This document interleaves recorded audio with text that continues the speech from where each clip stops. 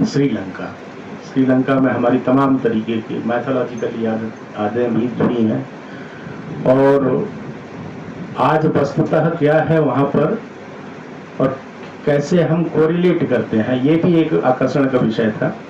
लेकिन एक आकर्षण जो मुख्य कार्य था मुझे, जिसके कारण श्रीलंका का दौरा मैंने किया था, वो था मेरे पुत्र के कुछ क्रिएटिनिन पढ़े हैं, तो उनके संबंध में वहाँ के विशेषज्ञों की राय लेना थी। तो वो एक मुख्य कार्य था। लेकिन उसके बाद किसी भी देश के सोशियो इकोनॉमिक कल्चर, उनकी प्रगति या अवनति या जो भी है उसका कारण, ये भी एक मेरा दृष्टिकोण रहता है, जो कि यहाँ पर भी परिचर्चा में अनेकों बार आप लोगों ने भी शायद अनुभव किया होगा कि इस दृष्टिकोण को सदैव मैं साथ में रखता हूँ। मैंने कुछ चीज़ें वहाँ पर बहुत अच्छी देखी। श्रीलंका को हम अत्यंत निर्धन और गंवारू देश मानते थे। जैसे पिछले बार जब हमने शेयर किया था रवांडा की स्थिति, तो वहाँ की भी हमारी परिकल्पना ये थी कि बहुत गरीब, निर्धन और फूहड़ लोग होंगे, लेकिन उसकी मेरी कल्पना के विपरीत पाया। इसी प्रकार श्रीलंका में भी कल्पना के विपरीत पाया। क्यों? कि मुझे वहाँ पर director general of tourism Sri Lanka professor Suranga ने हॉस्पिटलिटी दिया, पूरा ध्यान रखा। मेरे दिल्ली एयरपोर्ट से चढ़ने से लेकर के और मेरे ग्वालियर एयरपोर्ट तक आने तक उन्होंने हर क्षण मेरे लिए ये जानने मुझसे तो है कि सब आपको कोई तकलीफ तो नहीं है। ठीक है, पदी एक आवरण अलग होता है, लेकिन मैंने जो देखा वहाँ पर, वो हर व्यक्ति के चेहरे पर बहुत हॉस्पिटलिटी का भाव, जिसको कहते हैं ना, अतिथि देवो भव। हम तो लिखते ही हैं, करते भी हैं, लेकिन वहाँ का जो भाव मैंने देखा तो वो मुझे लगा कि अपने से श्रेष्ठ है तो हम क्यों ना और अपने आप को श्रेष्ठ बनाएं। तो अतिथि देवो भव, ये मुख्य सूत्र मैं देख करके आया, जिसके अंतर्गत एक चीज उन्होंने मुझे बताई कि हमारे देश में सब आप कहीं पे भी, क्योंकि पासपोर्ट हमेशा साथ में रखना पड़ता है, विदेश में कभी भी जाएं तो PPP मॉडल में चलना पड़ता है, फोन, पर्स, पासपोर्ट। ये अगर आपके गुम हो गए तो आप अपंग हो गए। तो मैं नीचे आ गया था लॉबी में और पासपोर्ट का बैग छोड़ आया था, तो मैंने उन्हें सॉरी बोला उनसे, और ये बोला सब मैं पासपोर्ट लेकर के आ रहा हूँ। सब नो प्रॉब्लम। हमारे देश में चोरी नहीं होती, इवन सिंगल केस रिपोर्टेड नहीं है चोरी का पिछले 100 सालों में। अकल्पनीय था ना ये सुनना, किसी भी ऐसे निर्धन देश में जहाँ की हमारी कल्पना है कि रावण का राज्य है, राक्षसों का राज्य रहा, राक्ष व्यक्ति के लोग ही वहाँ पर निवास करते रहते हैं, ऐसी हमारी धारणा थी जब हम यहाँ से चले थे। लेकिन जब वहाँ सुना कि चोरी नहीं होती, एक भी सिंगल केस रिपोर्टेड नहीं है। ये इसलिए मैं बोल रहा हूँ कि कहीं से भी कुछ देख करके आए, अगर अच्छा लगता है तो मन प्रभावित होता है तो हमको परिचर्चा जरूर करना चाहिए। और उसका कारण क्या है, वो परिचर्चा ही है। मैंने जब कारण जानना चाहा कि ऐसा क्यों है, हर व्यक्ति के चरित्र में है, क्या बोले हर व्यक्ति के, और उसका कारण यह है कि जब बच्चा उनके यहाँ एडमिशन लेता है, LKG या PKG जो इनिशियल क्लास होती है, वहां से टीचर उसको ये है, एक दिन में 5, 7, 8 बार टीचर क्लासरूम में बताती है कि बेटे don't touch others thing without prior permission. ये उनका एक सूत्र वाक्य है, जो कि उनका अपना स्टडीज भी है कि ये कहते कहते जब हम एक बच्चे के साथ रिपीट करते रहते हैं, तो हम अपने बच्चों को भी देखते हैं कि अगर ताली बजाओ तो ताली बजाने लगता है, 10 बार बोलते हैं, जय श्री राम बोले तो जय श्री राम बोलने लगता है।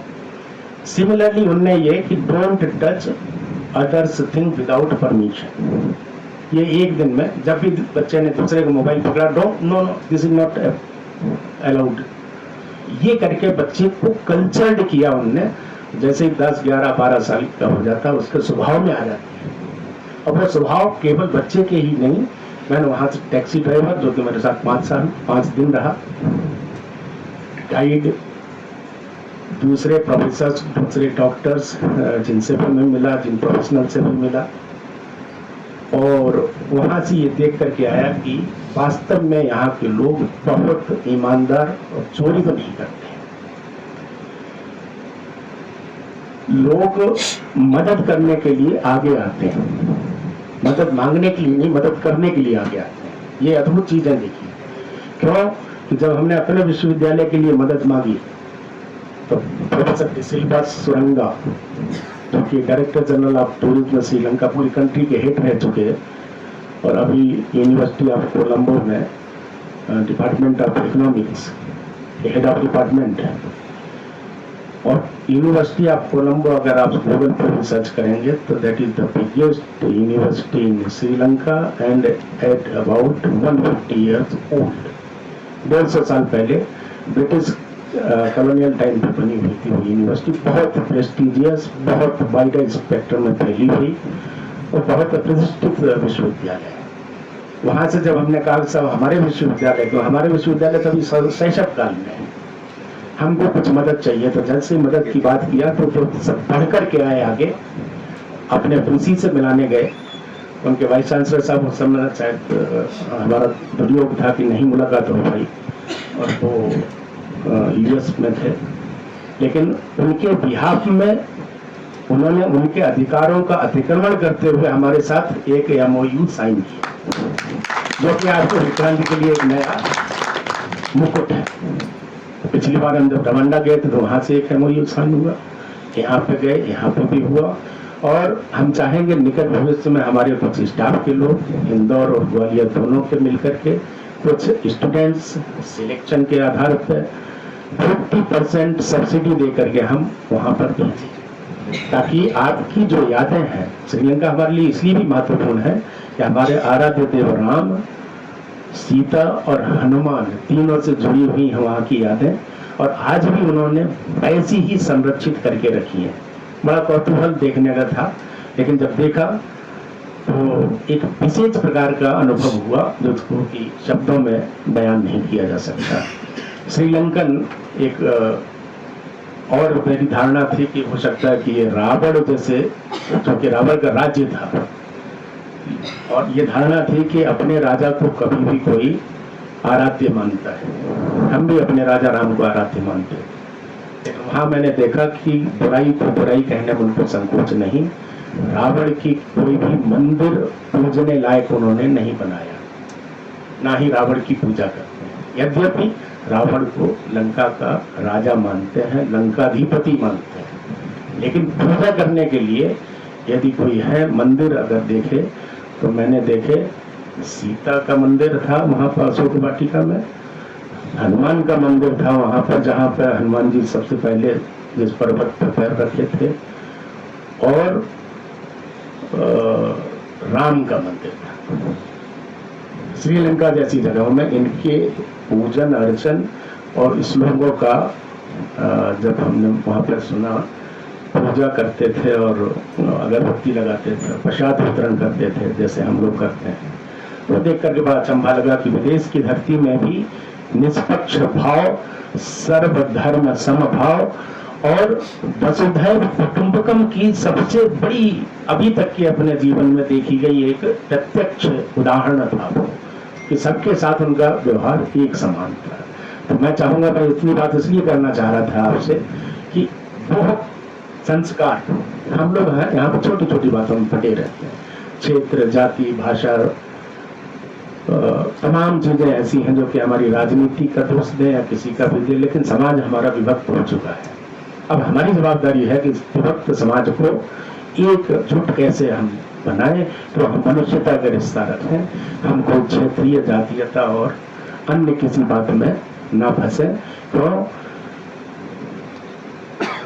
एक चीज और मैं अपने अनुभव के आधार बता दूं, क्योंकि ये जब मैं गया श्रीलंका तो दो तरीके के भाव थे। एक तरीके तरफ भाव था मेरे को एक चिकित्सकीय विशेषज्ञ सलाह चाहिए थे अपने पुत्र के लिए, तो निश्चित ही कोरोना का विषय रहा होगा। दूसरी तरफ था कि रिलीजियस हमारा जो संस्कार थे तो देखने के लिए, एक तरफ था कि वहाँ के स्थानीय संस्कार भी देखने। तीनों के बीच के वर्णन और तीनों के बीच में संतुलन बनाए रखना एक बड़ी बाधा थी, बड़ी चुनौती हुई थी कि किस समय किस मूड को जागृत किया जाए। अन्यथा अगर विषाद के मूड में और मैं कहीं खुशी के अवसर पर चला गया तो मैं विषाद ही पैदा करूंगा। तो जीवन हमारा क्या है? तो जीवन में मैंने देखा वहां पर एक नदी के किनारे समान है। सुख दुख, यश अपयश, या संपदावान और निर्धन, चाहे इसको समृद्धि और निर्धनता से बोल, या जितने भी अपोजिट चीजें होती हैं हमारे जीवन में, ये सब नदी के किनारे हैं दोस्तों। एक किनारा इधर, एक किनारा इधर, इसके बीच में ही नदी बहती है। क्योंकि ये कचरा जो हमारे गार्बेज रहता है वो नदी अपने किनारों को छोड़ती चली जाती है और निर्मलता बीच बीच में प्रवाहित होती चली जाती है। यह है संस्कार मैंने श्रीलंकन व्यक्तित्व में भी देखा। कोई दुखी नहीं मिला वहां पर। Everybody was happy with his own स्थिति, जैसे भी उसकी स्थिति है, लेकिन हैप्पीनेस इंडेक्स हमसे बढ़ा हुआ देखा। तो हम स्वयं भी उमगांडा की कल्पना, तो हम वहां से देख करके आए। तो श्रीलंका जैसे देश में भी मुझे कहीं प्लास्टिक का या अन्य कचरा दिखाई नहीं। पहाड़ों का देश है, आइलैंड है, लेकिन पहाड़ों पर भी क्या सुंदरता थी। वो मेंटेन करते हैं, नुकसान नहीं पहुंचाते हैं प्रकृति को, और कचरा तो बिल्कुल नहीं डालते। तो जो हमारा अपना आप सभी ने चलाया हुआ अभियान उमगांडा को सक्सेसफुल होता हुआ वहां पे दिखा। हम पुनः संकल्प लेते हैं कि हम उमगांडा कम से कम अपने परिसर में तो बनाए रखेंगे और हर दूसरे शनिवार को हम स्वयं को लीड करें। तो मैं सुबह देखता हूँ दोस्तों कि प्रातः भ्रमण के लिए जाता हूँ मैं 6 बजे यहाँ पर। कुछ कचरे, कुछ छात्र तो सड़कती रहते ही है। तो प्लास्टिक की बोतल कितना भी मना करने के बाद 150 बोतलें तो हमको दिखती ही। सबसे पहले मैं गाड़ी से उतरते से कोई भी बोतल इधर उधर मिली खाली तो उसको कचरे की डिब्बे में स्वयं डालता हूँ। तो 5 लोग तो मेरे साथ के आते हैं, 3 विद्यार्थी यहाँ पे रहते हैं, 8 हो गए, 5 लोग और आते हैं प्रशासनिक विभाग के। इस तरीके से हम 12-13 लोग हो जाते हैं।